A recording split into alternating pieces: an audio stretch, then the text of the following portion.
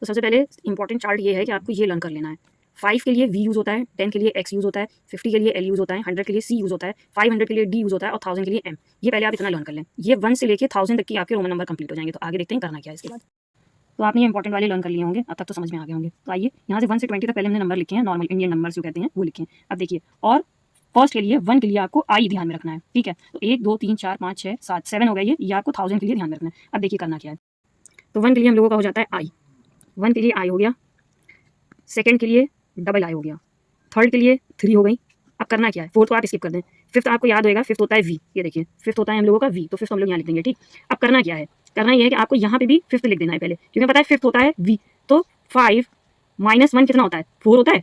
तो करना क्या है, आई के लिए हम लोगों को क्या रखना है, आई 1 के लिए रखना है आई, और माइनस के लिए हो जाएगा 4, तो यहाँ पे लगा देंगे 5 के लिए वी, तो क्या हो जाएगा आई वी। तो क्या करेंगे, आई वी हो गया। अब ऐसे ही आप लोगों को 6 के लिए करना है। तो 5 क्या होता है, 5 होता है वी, और फिफ्थ के लिए होता है वी, तो 6 के लिए भी हमने वी कर दिया। अब 6 के लिए वी इसलिए करा है, 5 + 1 = क्या होता है, 6 होता है। तो वी 1 क्या हो जाएगा हमारा, 6 हो जाएगा, तो यहाँ पे 1 लगा दिया। ऐसे ही 7 के लिए करेंगे 5 6 7, ऐसे ही 8 के लिए करेंगे 5 6 7 8। अब ध्यान रखना है 9 को स्किप करना है, यहाँ पे हमने 4 को स्किप किया था, अब 9 को स्किप करेंगे। यहाँ पे 10 लिख देंगे सिंपली। अब जैसे हम लोगों ने 4 के लिए किया था, वही सेम हम लोग 9 के लिए भी करेंगे। तो 9 के लिए क्या करेंगे, 1 - 10, तो कितना हो जाएगा, 1 - 10 9 हो जाएगा। तो 1 के लिए क्या करेंगे, 1 करेंगे, और 10 के लिए क्या करेंगे, x करेंगे। तो i और x क्या हो जाएगा हमारा, 9 हो जाएगा, तो हम 9 रख देंगे इसको। अब 11 के लिए क्या करेंगे, x 10 और 1 11, ऐसे 12 के लिए करेंगे x 10 11 12, ऐसे 13 के लिए करेंगे x 10 11 12 13। तो अब करना है 14 के लिए। तो 14 के लिए हम क्या करेंगे, 14 के लिए करेंगे 10, और 4 का तो पता ही है आपको।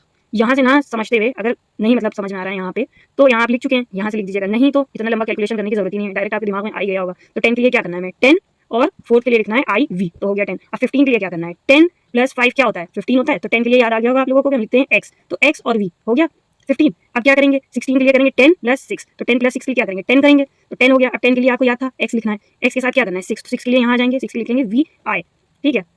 यहाँ पे ध्यान रखिएगा, देख लीजिएगा एक बार नजर डाल के, जो भी नंबर बोले जा रहे हैं क्लिक हो जाएगा आपके दिमाग में, तो हो सकता है जल्दी समझ में आ जाए, नहीं तो फिर ये वाली रो में ध्यान रखिएगा। अब 17 के लिए क्या करेंगे, 10 है, 10 के बाद 5 है, 5 के बाद 2 है, ठीक है। तो 10 5 और 2 क्या होता है 17, तो 10 के लिए करेंगे x, 5 के लिए करेंगे v, और 2 के लिए करेंगे 2 बार i, ठीक है। तो बस ऐसे लिख देंगे x v 1 1। अब 18 के लिए क्या करेंगे, 18 के लिए भी आपको पता होगा 10 + 5 + 3, तो 3 का आपके दिमाग में भी क्लिक हो गया होगा कि 3 के लिए 3 बार i बनाते हैं, फिर 5 और 10 यानी x v और 3 बार i, तो x v 3 बार i। अब आगे चलते हैं 19 के लिए। तो 19 के लिए फिर क्लिक हो गया होगा, 10 + 10 - 1 करते हैं तो 9 हो जाता है। तो अब दिमाग में आपके आ गया होगा कि आई x है, तो 10 के लिए क्या करेंगे x, और x आई x, तो 19 हो जाएगा, तो x आई x हो जाएगा हमारा क्या 19। अब 20 के लिए इतना तो सिंपल है, इतना तो आ गया होगा दिमाग में कि 10 + 10 क्या होता है हम लोगों का 20, तो 10 के लिए क्या लिखते हैं x और x, तो x 2 बार x हो गया 20। तो ये 1 से 20 तक बताए हैं